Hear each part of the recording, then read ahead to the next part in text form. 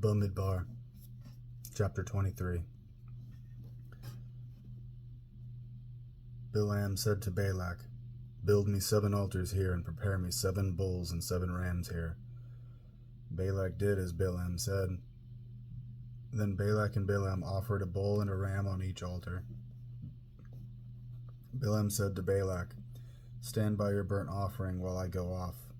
Maybe Adonai will come and meet me, and whatever he shows me I will tell you."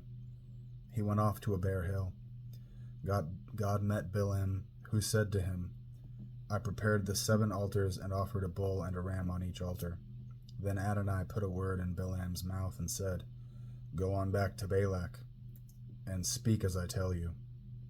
He went back to him, and there, standing by his burnt offering, he with all the princes of Moab, he made his pronouncement.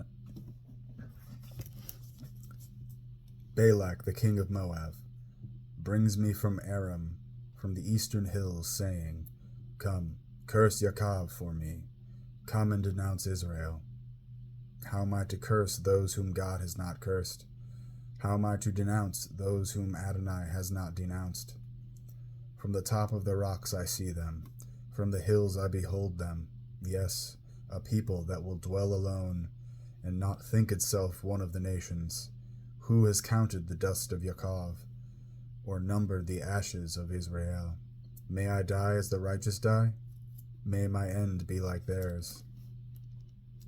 Balak said to Bil'am, "What have you done to me? To curse my enemies is why I brought you here, and here you have totally blessed them." He answered, "Mustn't I take care to say just what Adonai puts in my mouth?" Balak said to him, "All right, come with me to another place where you can see them.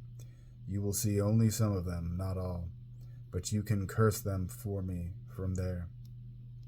He took him through the field of Zophim to the top of the Pisgah range, built 7 altars, and offered a bull and a ram on each altar. Bil'am said to Balak, "Stand here by your burnt offering while I go over there for a meeting." Adonai met Bil'am, put a word in his mouth, and said, "Go on back to Balak, and speak as I tell you." He came to him and stood by his burnt offering, with all the princes of Moab. Balak asked him, "What did Adonai say?" Then Bil'am made his pronouncement. "Get up, Balak, and listen. Turn your ears to me, son of Zippor. God is not a human who lies, or a mortal who changes his mind. When he says something, he will do it. When he makes a promise, he will fulfill it. Look, I am ordered to bless. When he blesses, I can't reverse it. No one has seen guilt in Yaakov, or perceived perversity in Israel. Adonai their God is with them, and acclaimed as king among them. God, who brought them out of Egypt, gives them the strength of a wild ox. Thus one can't put a spell on Yaakov. No magic will work against Israel. It can now be said of Yaakov and Israel, what is this that God has done?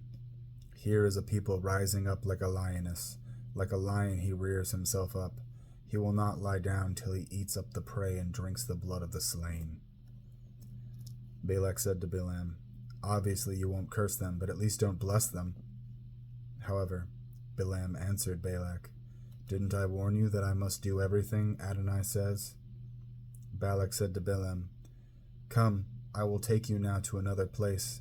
Maybe it will please Adonai for you to curse them for me from there."